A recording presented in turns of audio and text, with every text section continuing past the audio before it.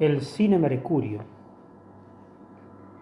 Era el cine de mi pueblo, cine como los de antes, sin títulos rimbombantes ni gigantes marquesinas. No llegaban limusinas con los actores famosos, pero, sin ser ostentoso, tenía una cualidad noble, que tanto ricos y pobres se mezclaban en su sala y hacían notable gala de sencilla convivencia cuando en ruidosa estridencia reían de buena gana, festejando una jarana o alguna que otra ocurrencia. Era Maruca Guilioni la dueña y la boletera. Paciente, callada y buena, yo nunca la vi enojada. En mi memoria grabada tengo su imagen señera, de canosa cabellera, con ese trato agradable, sus modales siempre amables, llevando una vida austera. Quico, uno de sus hijos, y yo creo el Benjamín, era el que pasaba el film manejando el proyector. También era el editor porque las cintas falladas, con mucho afán empalmaba para no tener problemas, como cuando a sala plena alguna se le quemaba y la gente le chiflaba, pues era justo la acción de la máxima emoción, cuando el villano moría o en la que se desvestía aquella actriz sin decoro que no quedaba ni el loro sin gritarle porquerías. El Mercurio se llamaba. Así era su nombre tal, como el líquido metal y aquel planeta lejano, y como aquel dios pagano de la mitología. El por qué no lo sabía y nunca lo pregunté. Me gustaba la matiné para ver las de romanos o western norteamericanos de indios y de vaqueros, donde el galán justiciero siempre ganaba a los malos y después de darles palo se quedaba con la chica. Y ya al fin de las trompadas, del polvo y del entrevero, sacudía su sombrero contra su bota gastada.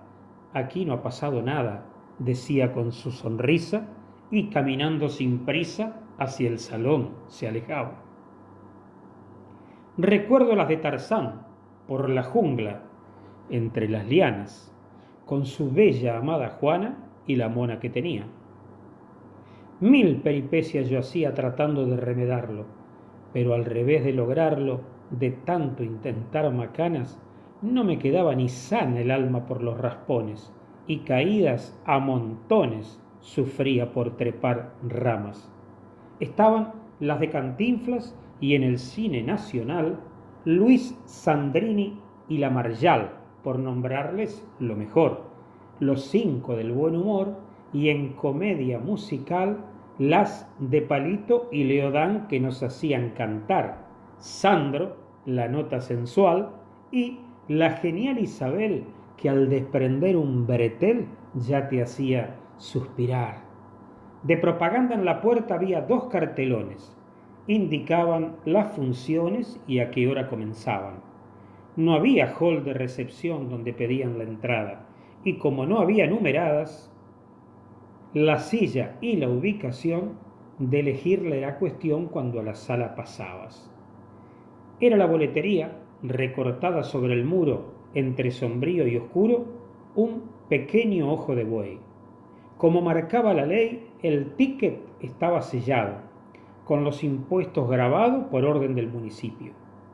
Si ingresabas al principio, la luz estaba encendida, mas se apagaba enseguida si el film había comenzado. Si llegabas retrasado, la puerta estaba cerrada. Cuando golpeando pasabas entre chifles y abucheos, entre sombras y al tanteo, solo la silla encontrabas, y así, con luz apagada, si en algún pie atravesado sin querer te tropezabas, terminabas abrazado entre resuellos y quejas al cuello de alguna vieja y con un ojo morado. El piso no era inclinado y un rectángulo el salón. Debías prestar atención de no tener adelante la cabeza de un gigante que te obstruya la visión.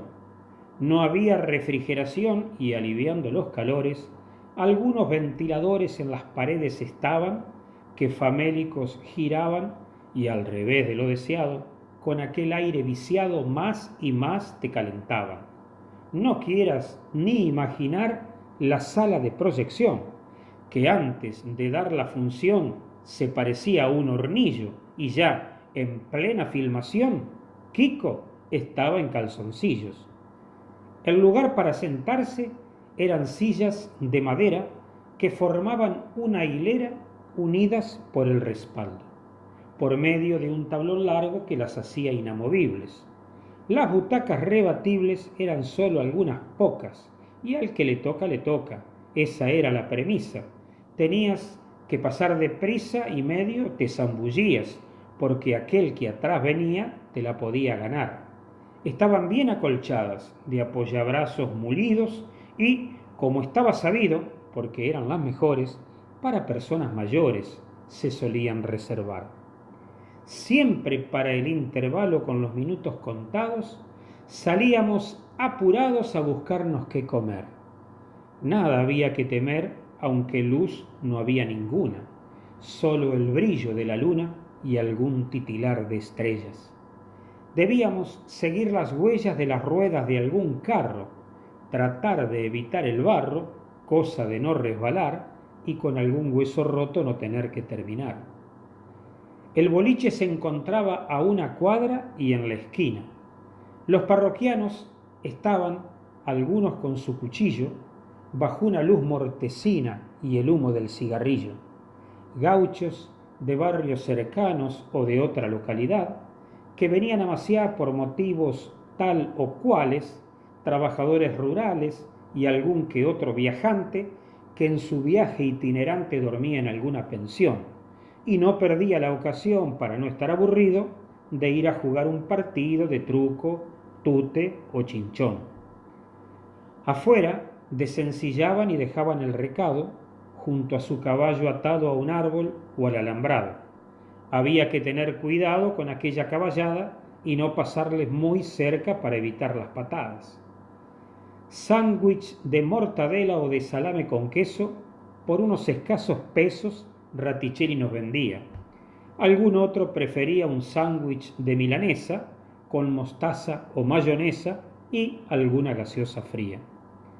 Después, Huguito Franzó y su esposa, Carmencita, pusieron una salita de ventas de golosinas. Estaba justo en la esquina del cine y muy eficientes, acapararon la gente que antes se iba al otro lado. Esperaban pertrechados cuando salía el malón para darles atención muy rápida y muy amable, y gaseosas con sorbete o con vasos descartables. Un poco como relleno y otra para amenizar, además, para esperar que toda la gente ingrese, la mayoría de las veces pasaban el noticiero, con eventos deportivos, actividades sociales y los grandes titulares de importantes matutinos.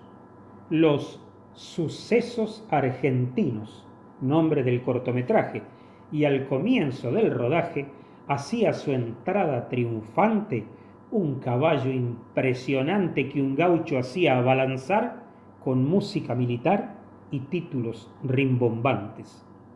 También pasaban la cola de la próxima función, cosa de que sea cuestión te puedas interesar y la bola hacer rodar de que iba a estar muy buena y el cine así, a sala llena, su trabajo continuar. Desde el cine hasta mi casa, como 3 cuadras había. Debíamos cruzar la vía en medio de un descampado que era oscuro y desolado desde una a otra orilla. Tenía el suelo carbonilla para que cuando lloviera, firme el camino estuviera y se pudiera pasar. En cada punta, esa senda, en uno y otro alambrado, tenía un guardaganado en forma de molinete, que a menudo de juguete solíamos agarrar.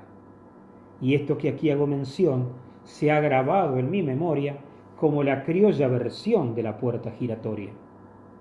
A veces podía pasar la vieja locomotora, que era el único peligro que debíamos afrontar. Hacía el suelo temblar y venía a los alaridos, emitiendo su sonido, el clásico chacatrac. De vez en cuando un pitido y algún chorro de vapor, o si no, el coche motor, que tenía sus horarios, varias pasadas a diario y llevaba pasajeros, siendo entre pueblos linderos el medio de locomoción. Cuando salíamos del cine y cruzábamos la vía, poco o nada se veía en tremenda oscuridad.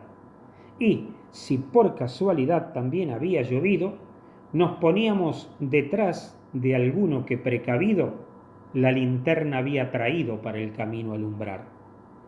A la hora de llegar, la tía Chola que esperaba, la comida calentaba y nos ponía a narrar.